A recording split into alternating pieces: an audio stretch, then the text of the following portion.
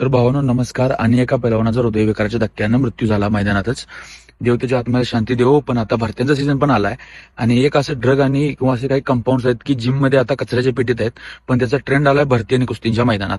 तुम्हाला मी सरळ सरळ सांगतो भावांनो, तुमची जर वर्षभर तयारी कच्ची आहे तर आणि एक वर्ष द्या आणि 6 महिने द्या, पुढच्या वर्षीला प्रयत्न करा. पण कोण जर अंदाजा तुम्हाला सांगत असला की बाबा काय मेहनत बिनत नसते, एक इंजेक्शन देतो शिरत ते घ्यायचं, पळायचं, मैदान मारायचं, भरती मारायची, तर तसल्याच्या आईचा दाना.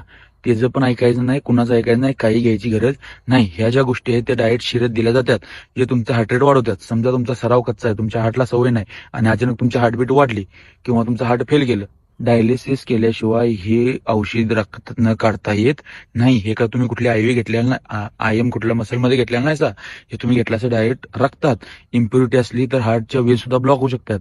आणि पहिली गोष्ट, जी रांड्याची गोरगरीब पोरासनी 500 रुपयाची गोष्ट 1000 रुपयाला ऐकून किंवा 5000 ला ऐकून पैसे खायला